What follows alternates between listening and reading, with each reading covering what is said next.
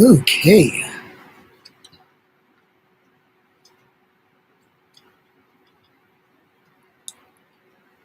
Whew. Wow. Wow.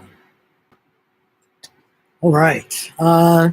Yeah, I think we're going to get this started. I was just checking out the press conference. I think Bailey just finished the her bit of the press conference. But yeah, I just want to get right into it. Welcome to anyone. I don't think anyone's watching this, at least not right now.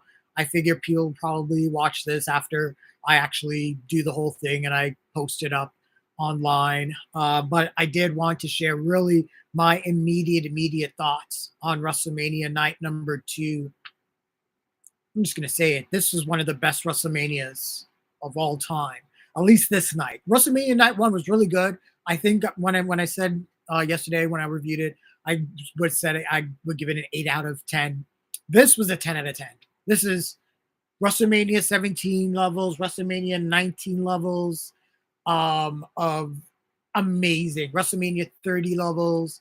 Yeah, this is definitely one of the top WrestleManias of all time. But really, the main thing that we need to talk about, and I'm wearing the shirt because so I'm going to go on a weird tangent before I do anything else because I want to throw down some context to why I wear this shirt and why I support Cody Rhodes and why this whole thing, why I'm so personally invested in this. So when Dusty Rhodes was inducted into the WWE Hall of Fame, that was my first exposure to Cody Rhodes. Cody and Dustin, if I remember, they both did. They shared the stage to induct their father to introduce him. But Cody, his part of the speech was just so full of fire and passion and just old school, just like baby face, just fire. And I'm watching this guy, and I'm probably like maybe 20, 21, and I'm watching this guy. I'm like, if this guy decides to be a professional wrestler, the sky's the limit for him. So eventually, Cody Rhodes does join WWE, and I've been following him all throughout his career, from when he started out, pretty much with his brother Dustin, all the way through Dashing Cody Rhodes, Undashing Cody Rhodes, Stardust, everything that he did, that he was given, he excelled at. And I wrote a column back in 2011. I said Cody Rhodes is the future of this company, and point blank just left it at that. And I've always believed that, and I've never wavered from that belief. When Cody returned at WrestleMania 38, I was like, all right, here we go. He did his thing on the independents. He went to AEW, built that up, showed that he could be a big draw, a big deal, and could be someone that could carry a company on his shoulders. So him going back to WWE was, obviously it felt like him coming home, but not just that, him coming home to claim something that really belongs to him. And I was very invested in that story, not just only because of Cody Rhodes, but obviously because of Dusty Rhodes. Dusty Rhodes is one of my favorite professional wrestlers of all time. And knowing that no one in the Rhodes family has ever been WWE champion, has never been on the top of the mountain, that's kind of stuck with me. So yeah, WrestleMania 39 happens. I'm ready. I'm thinking, he's gonna win, and I'm thinking this is gonna be like the traditional comeback. He comes back, and he had the whole triceps injury and everything like that too, and came back, worked hard from that. So I was thinking it was gonna be like kind of like the Triple H 2002 return, where he came back from that quadriceps injury, came back bigger and badder, won the Royal Rumble, beat Jericho at WrestleMania 18, which I was at. Hogan and Rock, religious experience. But yeah, that's what I was thinking was going to happen. But man, I just followed his career, and I thought that WrestleMania 39 was going to be it, and he lost, and I got so dejected. And I was like, it's wrestling, it's entertainment. It's not like the end of the world. But I was so invested, and I was like, man, what are they doing? And obviously, Cody had to prove himself all over again. He had the big feud with Brock Lesnar. And I think that was kind of like the first big deal when he beat Brock Lesnar at SummerSlam, and Brock, kind of raised his hand in victory and was like, okay, it seems like Cody's getting some more momentum again. He wins the Rumble. Oh, and I'm like, okay, let's go. And then The Rock comes in, and then we all know what happened. So yeah, I was absolutely, totally, totally invested in this story. That alone sold me on WrestleMania. Then we added the whole wrinkle with The Rock joining the Bloodline and everything like that.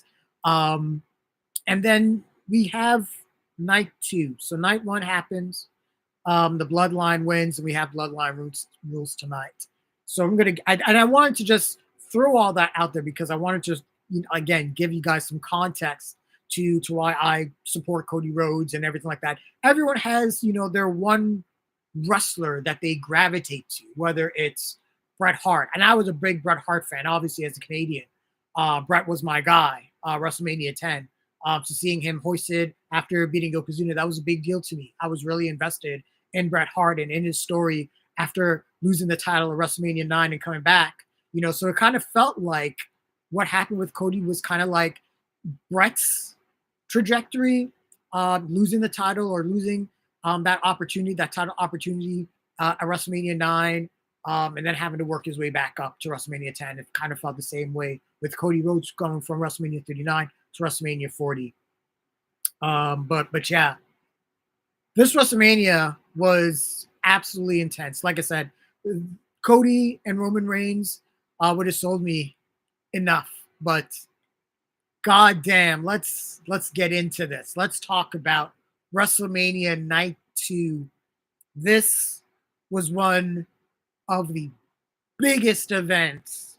This is one of the best professional wrestling shows I have ever seen. So the show started with that new cool graphic, that then now forever now. I think Triple H, I think HBK, I think John Cena, and I think Undertaker. I think are the four voices. I think, anyways. Anyone that's watching, please correct me if I'm wrong. But anyways, um, so Stephanie McMahon came out, and that she got a monster pop. And seeing Stephanie really hammered home the point that we are truly in a brand new era in WWE. Because if anyone knows, with the whole scandal, I'm not going to say his name, but with him, she left the company, was no longer part of it. So her coming back was a major, major statement. She came back, and she again hammered home the fact that we are in the Triple H era, which is kind of crazy. And to kind of think of an era as, representative of a person, as opposed to saying it's a concept like the Attitude Era or the Ruthless Aggression Era or the PG era. Their eras based on concept, the Rock and Wrestling era.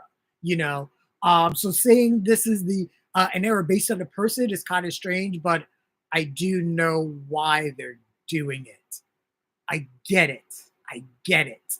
And I assume that at some point there's going to be a pivot where WWE probably won't say it's the Triple H era anymore, and they will probably start calling it more the Renaissance era. But I understand, especially under the circumstances the WWE is in, especially this weekend, and then wanting to put on the big show. I get why they're calling it the Triple H era. So, but yeah, Stephanie came out, big pop. She did the whole DX Are You Ready thing, and got everyone hyped and ready for WrestleMania. Um, One of the cool things too. So um, we did not get America the Beautiful or the national anthem, but we got God Bless America. And man, this I think this is the first time that God Bless America has ever been sung at WrestleMania. Oh man, I thought I had the name of the group, that the duo that sang that sang God Bless America. They were fantastic. I mean, when you say someone can sing, they could sing. I mean, they could sing. They were fantastic, amazing. But yeah, so let's put all that out of the way. Let's get into the matches. First match, the World Heavyweight Championship match between Seth freaking Rollins and Drew McIntyre. A lot of people were anticipating this match. This was one of the big matches that I was really, really anticipating. And yeah, right off the jump, McIntyre hit Seth with a Claymore within like the first 3 seconds. And I was like, what?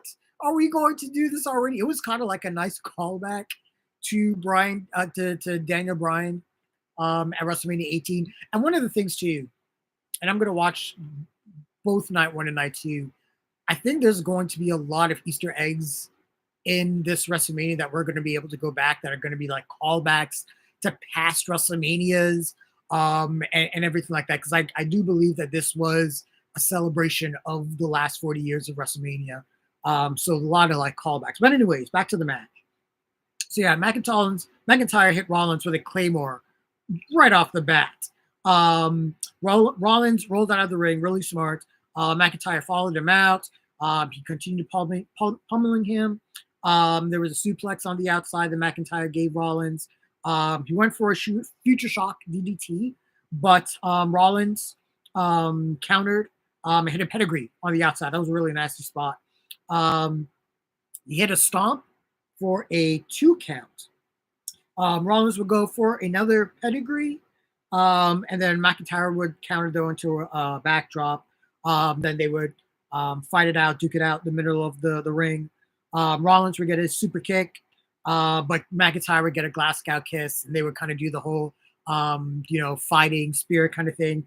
WWE is starting to get into the fighting spirit thing. I don't mind it, but I know that there's probably going to be some people that, if whether or not they aren't aware of New Japan, or they see certain things done at AEW and they don't like it. I can kind of see how certain things WWE may be doing they may not like. But anyways, I'm going to get back to the match. Anyways, Rollins gets a super kick, the Glasgow kiss. McIntyre tried to set up for another Claymore, but Rollins did counter into a powerbomb. That was a really cool spot. He hit another pedigree and hit another stomp. And he hit another stomp. It was like a stomp fest. But McIntyre kicked out, and the crowd at this point was going crazy. These guys were going balls to the walls. I mean, this was an absolute crazy sprint from the jump. It didn't really feel like there was much rest time or dead time in this match. They just wanted to go all out. Also, and I didn't mention this, at the same time, right before the show started, CM Punk came out and he was at commentary and he's watching the entire thing unfold. And Punk on commentary is tremendous. Just a lot of really cool things that he was saying out there. But while the match is going on, we could see Drew every once in a while just making a glance at Punk, and Punk's like, "Hey, concentrate on your match. Don't look at me. Concentrate on your match." So, anyways, Rollins would go for a top rope stomp. McIntyre got out of the way. He would hit the future shock DDT for a really close 2 count. He would go to sleep because McIntyre's a dick to mock CM Punk, but that got a 2 count. He would get another Claymore, but that again would get a 2 count. Again, these guys are just going for finishers. Again, a lot of fighting spirit from like New Japan, things like that.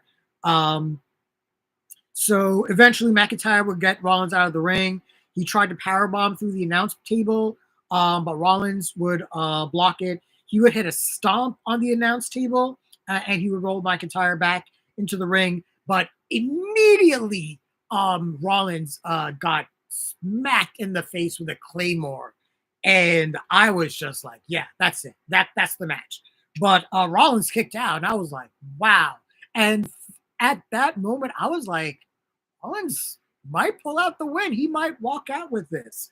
Um, but yeah, McIntyre goes into the quarter. He hits one more Claymore, and that's enough. And yeah, he got the 3 count, and we got a new world heavyweight champion, Drew McIntyre.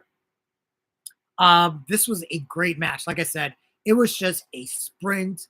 Not a lot of dead time. They just went out there. They knew they were opening the show and they wanted to go balls to the wall. Yeah, big win for Drew McIntyre. But, and I predicted this was going to happen. Drew McIntyre got into CM Punk's face. He started mocking him. Punk's like, "What are you doing, dude?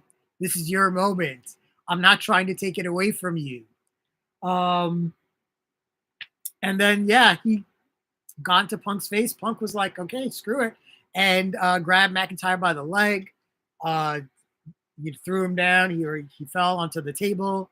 Um, Punk would take off his arm brace, blast him in the face. This I predicted all of this, and then Damian Priest came out and got one of the biggest pops of the night. Yeah, I think a lot of people were kind of expecting this to happen, but still, when it did, everyone just went absolutely crazy. Um, Priest hit McIntyre with the Money in the Bank briefcase. He cashed in. He hit South of Heaven, got the 3 count, and we now have a new world heavyweight champion, a Damian Priest, and the Judgment Day now controls Monday Night Raw. Priest is the world heavyweight champ. Rhea Ripley is the world women's champ. Judgment Day walked out of WrestleMania. Yeah, big time winners, even though they're no longer tag champs, Finn Balor and Damian Priest. Priest walking away with the singles title, the world heavyweight title. I mean, what more can you ask for? This was definitely felt like the culmination of Judgment Day. But poor Drew McIntyre getting screwed out of the title. But you know, I think we're building towards Clash of the Castle. If I'm correct, if I remember correctly, that's going to be in Scotland. So I could see Drew McIntyre getting a, you know, being built up and getting a big win, because when they did do Clash of the Castle last time, he did not win. So you know, they probably want to give him a little bit of redemption or whatever. And he's knocking it out of the park as a character. So I'm pretty sure that, you know, that Triple H and creative are going to want to reward him. But man, spring and summer is going to be wild with Damian Priest being champ. Gunther is right there now. Drew McIntyre is there. Jay Uso is out there. Bronson Reed, Shinsuke Nakamura. Man, Raw's men's roster is very stacked. I mean, WWE in general is absolutely stacked. But I mean, just thinking about you know, where Raw is the direction Raw will be taking us now, with Damian Priest as world heavyweight champion. There's a lot of directions that Monday Night Raw can go. So I'm really excited for that. But yeah, congratulations to Damian Priest for winning the world heavyweight championship. That was great. So the next match that we had was the 6-man tag team Philadelphia Street Fight. This is the Pride, Bobby Lashley and Montez Ford, Angelo Dawkins, the Street Profits against the Final Testament, Karrion Kross and the Authors of Pain. Snoop Dogg came out as the special guest commentator, and let me just say, goddamn, I love Snoop Dogg. He really helped sell the match. He was just crazy. They would bring out, and during the match, they would bring out tables, and he was like, "Oh man, that's not a picnic table. That's a family reunion table." Snoop is great.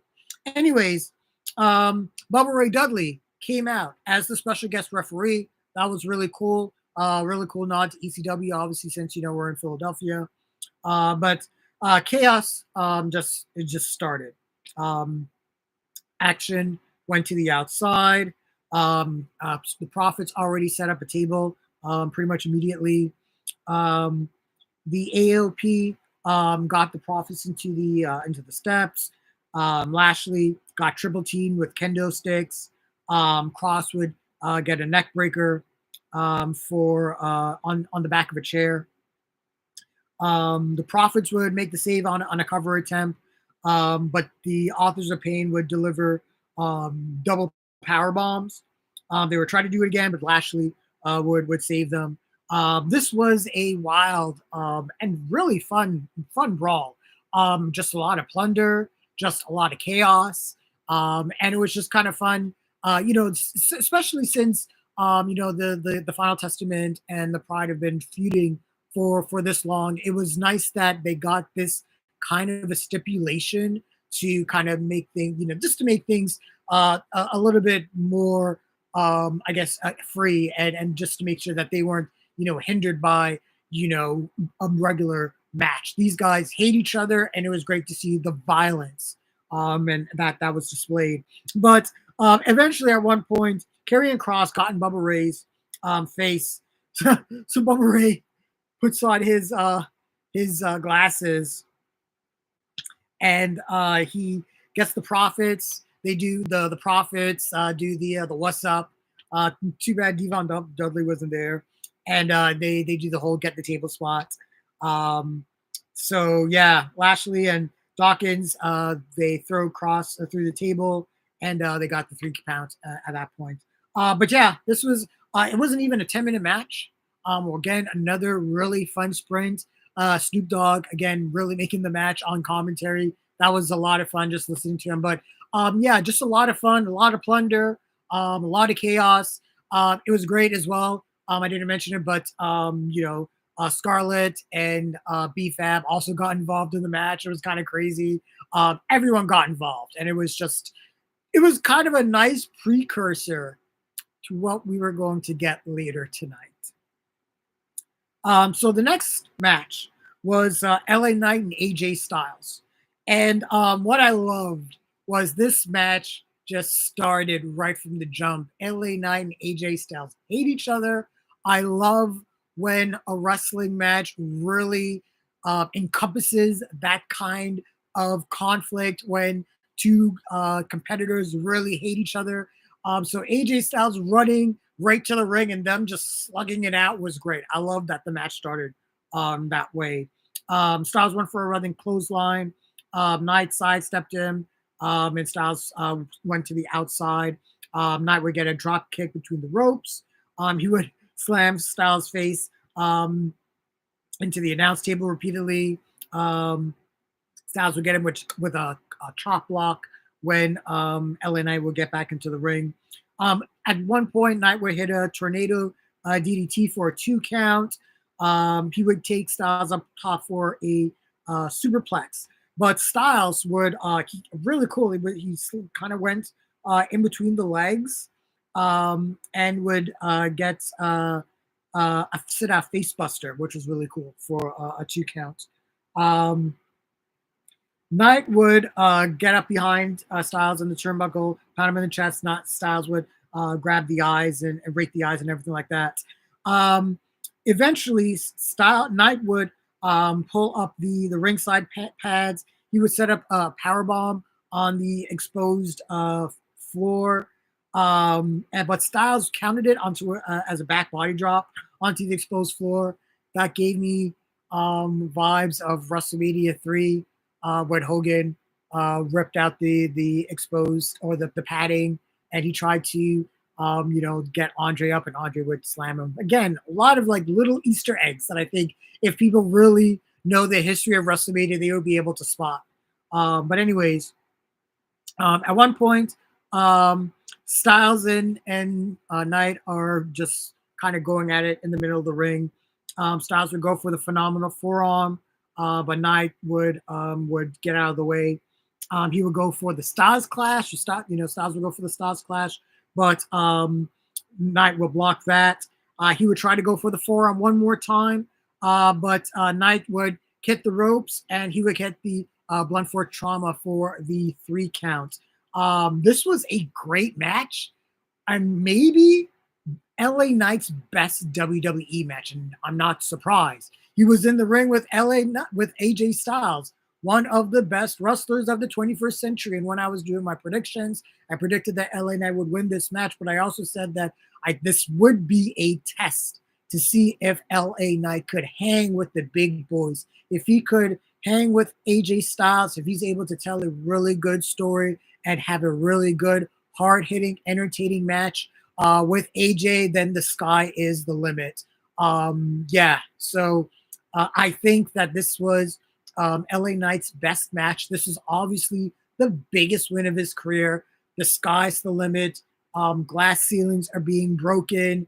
LA Knight is going to be someone that I believe is going to be a world champion very, very soon in this company. But congratulations to LA Knight. Next, we had the triple threat match for the United States title. Logan Paul, Randy Orton, and Kevin Owens. Paul entered on a prime truck, and he had a bottle, and it shot out fireworks. I guess that was kind of crazy. Um, Kevin Owens would get to Gorilla, and when he got there, just like last night, we got a reversal. Sami Zayn was waiting for Kevin Owens and hyped Kevin Owens up, but that was a really cool moment. And at that point, I was like, "Oh man, I predicted Logan Paul was going to win this," but seeing that moment, I was like, if they pulled the trigger on Kevin Owens winning, I wouldn't be mad to see them, hug it out or celebrate together as both singles champs. I wouldn't be mad. But Kevin Owens would come out. He would come out on the little golf cart thing that he had on SmackDown. Then Randy Orton would come out. Kevin Owens would back the cart up and was like, "Just get in." And Orton's like, "Yeah, fuck it, sure." So they would go down the ramp together. That was fun. But yeah, to the match. Soon as the bell rang, Paul slid out of the way and was like, "Hey, you guys, slug it out." But Randy Orton and Kevin Owens was just having none of that. They both wanted to get a piece of Logan Paul. They wanted their pound of flesh, basically. So they both double teamed him on the outside. Orton would drop Paul onto the Spanish announce table, and Owens would drop Paul onto the regular announce table. Then they do it again. That was just that was just a lot of fun. They beat Paul onto the mat. Orton would land a back elbow shot. He would follow up with a senton. So poor Logan Paul was getting his ass kicked, and that was really the big story of this match. Was, can Logan Paul really survive? Also, at the same time, Logan Paul, when he was coming down the ring, he had his Prime Bottle mascot with him. At the time, I was thinking it was probably going to be like KSI, like last year. So that's kind of what I was expecting. But eventually, Owens and Orton would eventually, slug it out after Orton tried to go for an RKO on Owens. Paul would eventually get a slingshot double clothesline. That was a really cool spot that took both Owens and Orton out. He would go for Owens would hit a double cannonball on both Logan Paul and Randy Orton. He would go for a swanton. Paul would get his knees up. Paul and Orton would eventually fight it out in the middle of the ring before Orton would dump Paul to the outside. He would get a power slam to Owens, and he would get ready for his rope assisted DDT. But Paul would block that. He went for a slingshot clothesline, but Orton would counter that into a power slam. Eventually, we would get the mascot coming out. So I can't, it was oh man, I can't remember the mascot's name. And I know who he is because he's one of the biggest streamers.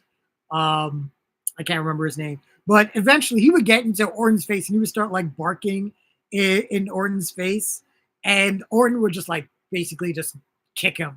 And I think it was Cole that said, "This is Sparta." And that's basically what it looked like.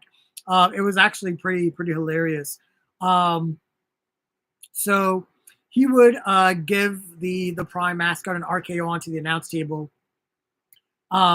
He would Paul would shove Orton face first into the ring post. He would head up top.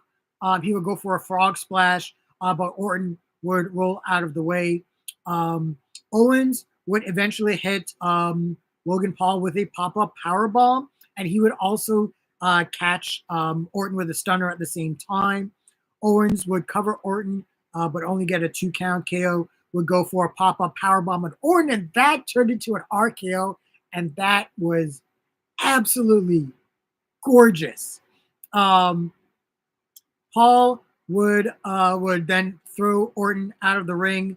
He would go up top for a frog splash and got Owens for a 3 count, and Logan Paul would retain the United States title. I did assume that was going to happen because I was like, WWE needs obnoxious heels, and him and A-Town Down Under, Grayson Waller, and Austin Theory. Now that all three of them are champions, oh my God, I cannot even imagine how absolutely crazy and annoying that these three are going to be, and it's going to be absolutely glorious and hilarious. So, congratulations to Logan Paul.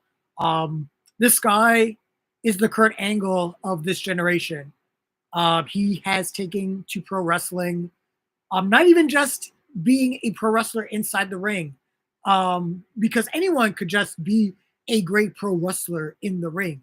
But he has the character, the nuance, all that stuff down, the same way Kurt Angle did. Logan Paul is one of the future of professional wrestling, and I never thought I would ever say that and really believe that, but he legitimately is. He's the truth. He really is. Congratulations to Logan Paul. Um, the next match was the WWE Women's Championship match. This pitted Io Sky of Damage Control against Bayley. I honestly expected that we were going to get some Damage Control interference, and then we probably would get like Jade and Naomi and Bianca Belair to come out and interfere. But no, we did not get that. We got a straight up one-on-one match, and let me say, this is not just one of the best women's matches at WrestleMania. This was just one of the best matches at WrestleMania, period. I have been on the Io Sky bandwagon for the longest time when I was on 411 Mania and we would do Wrestler of the Week.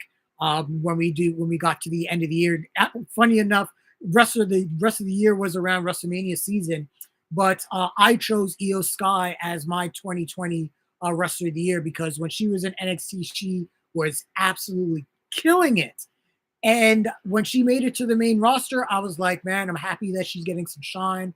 When she became champ, I was like, wow, I'm really happy that she's getting recognized. But at the same time, I felt like she was getting slept on. And what was great about this match was Michael Cole, Corey Graves, and Pat McAfee doing everything in their power to talk up Io Sky and say, this was one of the most underrated champions that we had in the company.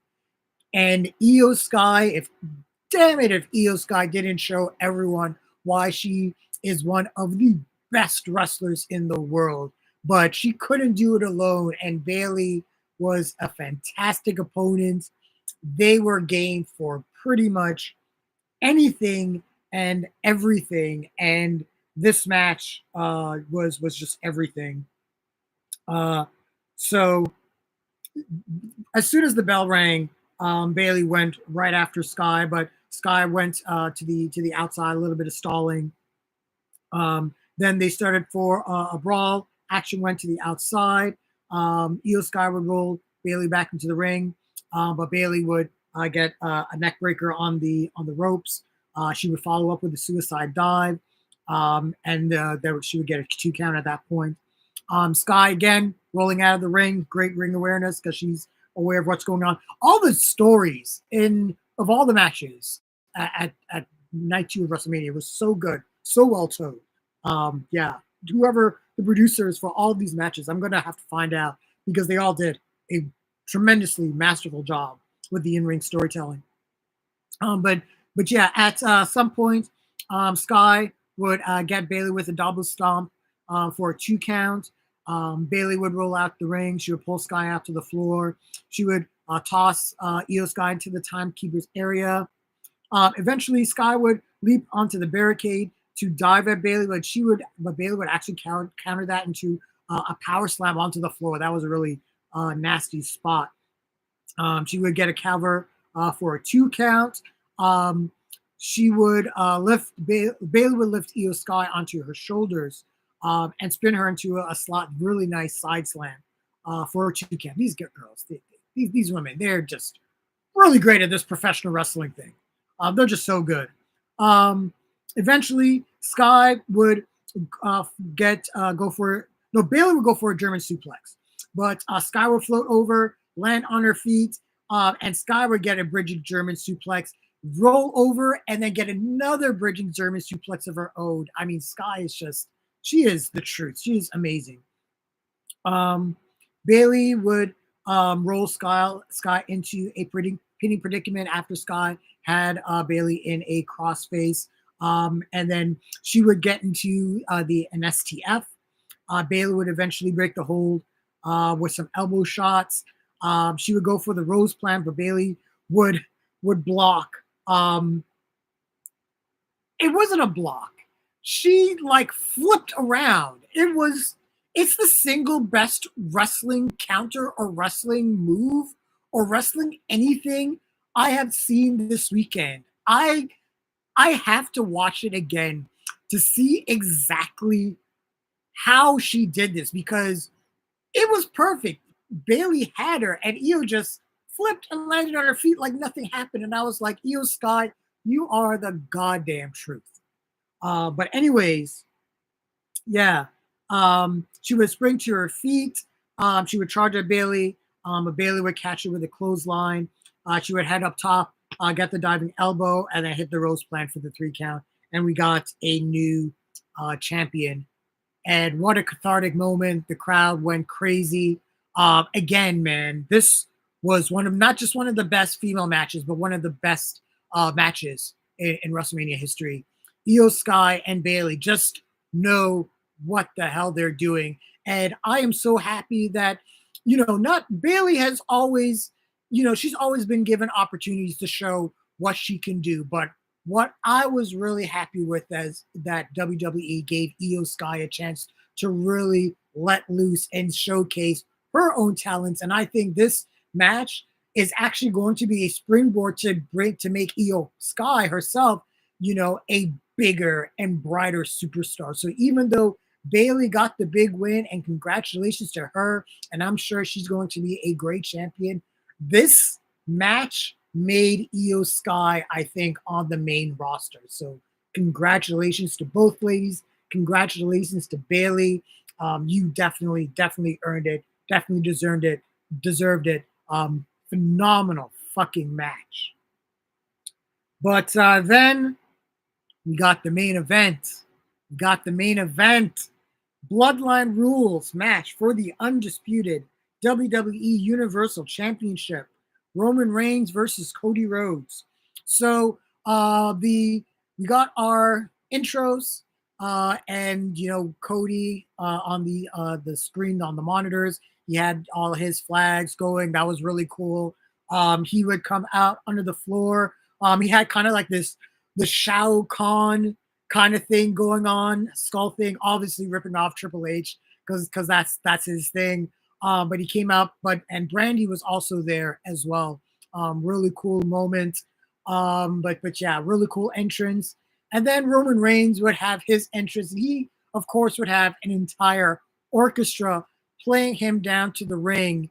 And somehow Roman Reigns' already epic theme song just became even more epic. I don't know how the hell that was possible, but good on you guys, WWE, for pulling that off. Anyways, this match was absolutely epic. At first, they just stared at each other. The crowd was electric. They were on their feet. They were ready to go. Everyone in Philadelphia were ready for this. They were just ready for this match to start. So there was a big stare down to begin. There was a little bit of a test of strength. Rhodes would muscle Reigns into the corner, but Reigns would be able to get out and create space. He would get a back elbow shot at Cody Rhodes. Um, Reigns would go for a clothesline, but Rhodes would drop to the mat. He would hit an uppercut from below. He would post Reigns in the corner, and Reigns would go to the outside. Rhodes, and one of the great things that I really did like, because this was Bloodline rules and Cody was very much aware of how things were going to go. He was the aggressor in this match. He took it to Roman right away. He was the one that brought a table out right away. He was like, I'm not playing around. I know what's going. I know the score. I know what's happening. So let's just do it. So he would go. He would bring a table out. But Reigns would get Cody with a drive-by, and Reigns was like, "No, we're not doing this." He would slide the table back under the ring. The crowd would boo him. It was great. Reigns is just such a great heel, such a great trash talker as well. His trash talking game in this match was top notch. He was really entertaining. Eventually, Rhodes would get Roman Reigns in the figure four leg lock. Roman Reigns would rake the eyes to break out, and he would toss Cody out of the ring. Reigns would eventually toss Cody over the barricade and into the audience, and we would, eventually they would get back to the ring.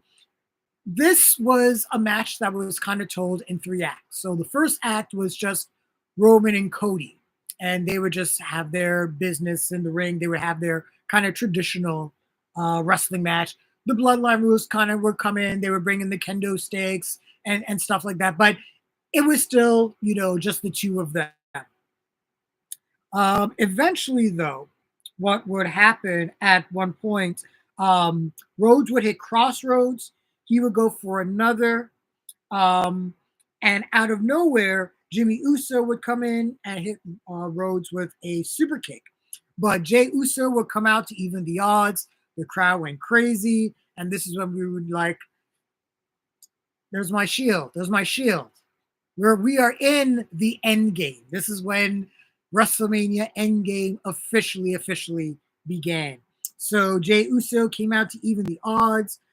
Jimmy ran up the stage to attack Jey, but Jey would spear Jimmy Uso off of the stage.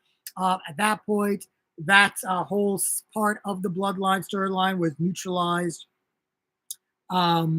Reigns would hit a spear, but Cody would kick out at two.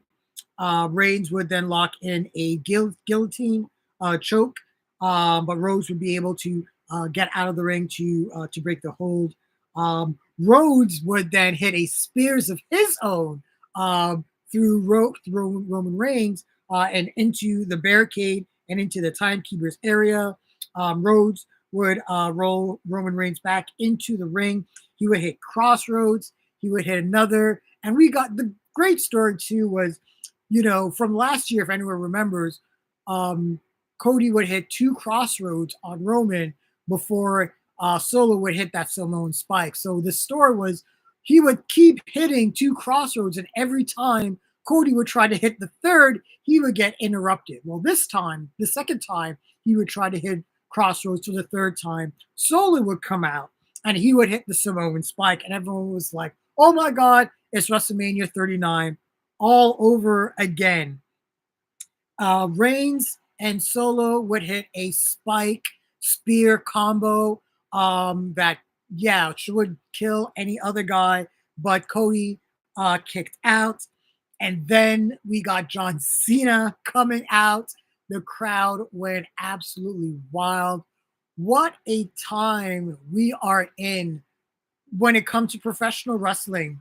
When Roman Reigns is the heel, he is getting booed, and John Cena, who was one of the most hated baby faces, is getting cheered like a conquering hero. So Cena comes down, he sprints down the ring.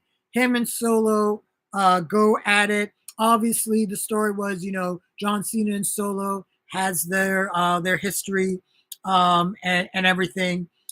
Cena would dump Solo out of the ring. He would hit Roman Reigns with an attitude adjustment, and then Cena would go outside and he would hit Solo with an attitude adjustment of his own. Then we would get a great camera shot where Cena was, it's a close with Cena, and then we would hear, "If you smell," and then The Rock's music would come out, and The Rock would be came out right behind Cena. That was a great shot. The Rock would come down. Cena would get there. They would jaw jack in the middle of the ring. Rock bottom immediately to John Cena. Um, Shocking. I thought they would actually slug it out at least a little bit, but The Rock just took Cena out pretty much immediately. Then we heard the Shield music hit, and when that happened, I honestly thought that John Moxley was coming out, and and I was like, if Moxley came out, I would have just lost my goddamn mind. It wasn't. It was Seth Rollins, and it was actually pretty hilarious because he came out and immediately Roman Reigns hit him with the Superman punch, and I was like, Seth Rollins is having the absolute worst weekend of all time. He loses on night one.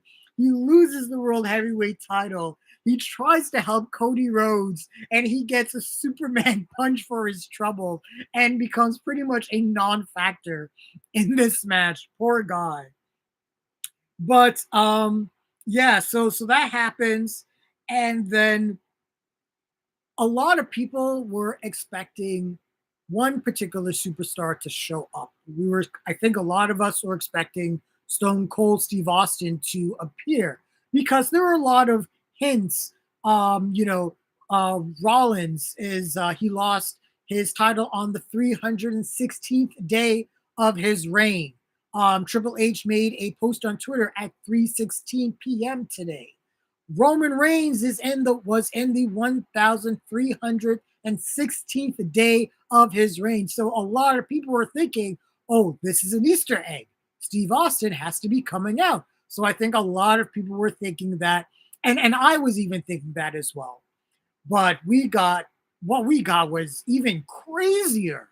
We got the gong and the Undertaker appeared, and The Rock was ready, but the lights came out, lights came back on. The Undertaker was right there behind The Rock, choke slammed The Rock.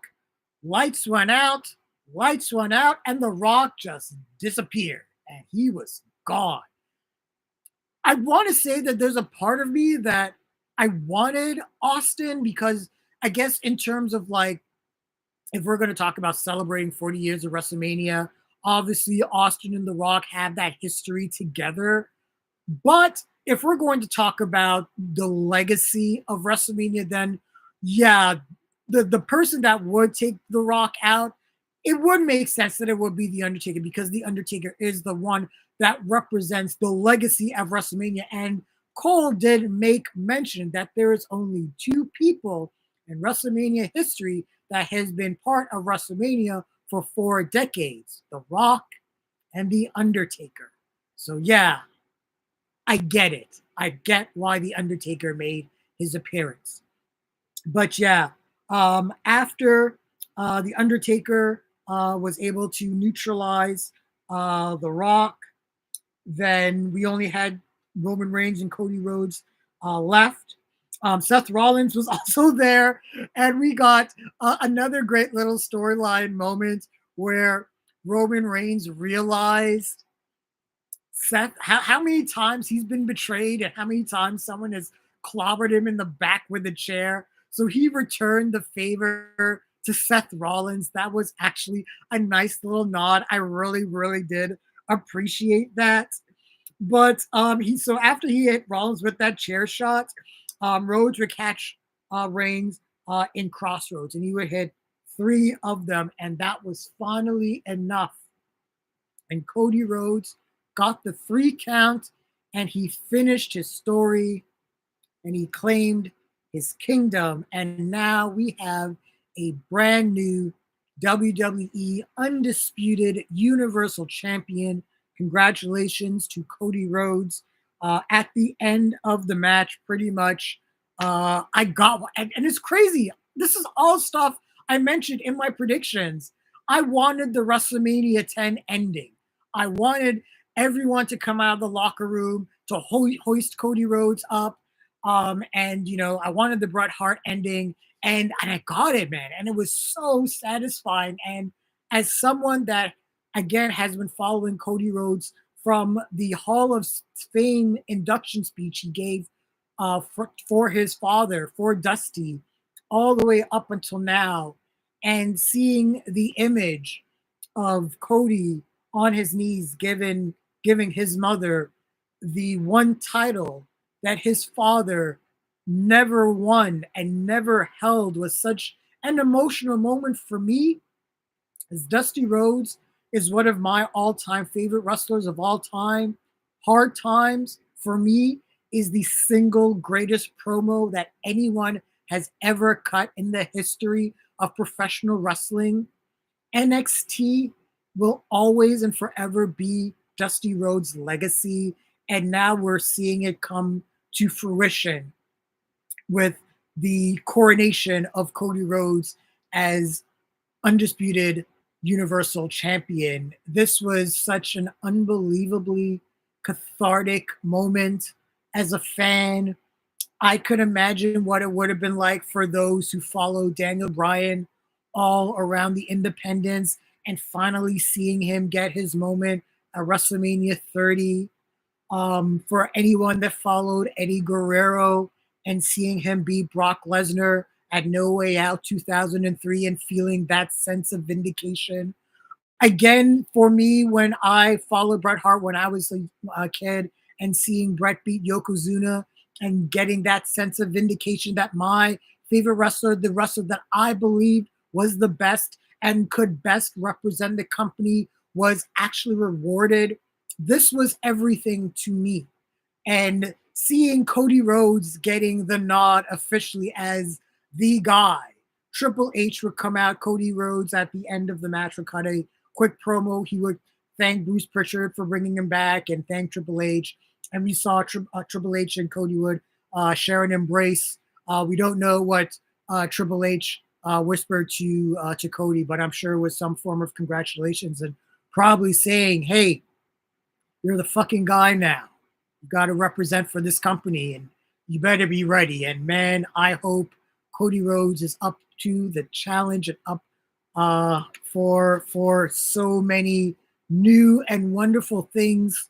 We are in a brand new era, and I am so excited. We have great champions. We have an unbelievable roster. NXT Stand and Deliver was a fantastic show. Through that show, we're also seeing the future of WWE with Trick and Mello, with Braun, with Roxy and Lyra. Cora Jade, when she comes back, she's going to be part of, WWE's women's division. That six women tag I think was a little bit of a precursor for us to see, the WWE or the NXT, sorry, North American Women's Title. There's a lot of stuff going on in WWE. And just as an aside, we're not just in a new era when it comes to wrestling in terms of just WWE, but we are in a really exciting era for professional wrestling as a whole. I still follow AEW. I do love AEW. And if anyone follows me when I do Wrestler of the Week, obviously I follow what they're doing as a promotion. What's the saying? A high tide lifts all ships. If WWE is performing on all cylinders, it helps the entire wrestling industry.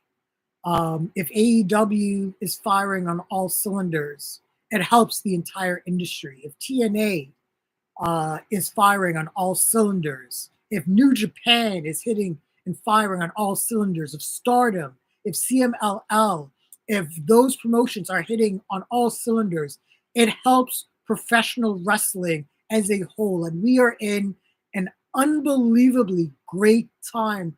We are experiencing an embarrassment of riches as professional wrestling fans when I can look at Rhea Ripley and Bailey and Io Sky and Roxy Perez and think of that and say, man, the future of women's wrestling is so bright. And then think to myself, my God, they just signed Julia. And then on the AEW side, we have Timeless Tony Storm and Mercedes Monet and Willow Nightingale and Julia Hart. And in Ring of Honor, we have Athena and Hikaru Shida and Billy Starks and Queen Aminata and Stardom. We have May Sakaya and it's just insane.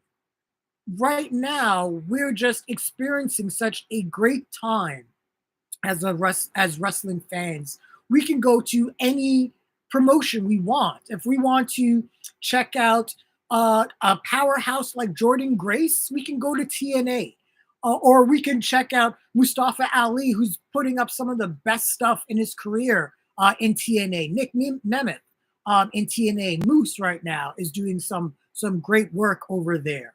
Um, we just saw Mark Briscoe win the Ring of Honor world title in a very emotional match against Eddie Kingston. Such a great moment over there. We're on our way towards AEW Dynasty, where we're going to have a great match between Swerve and Samoa Joe and Bryan Danielson and Will Ospreay.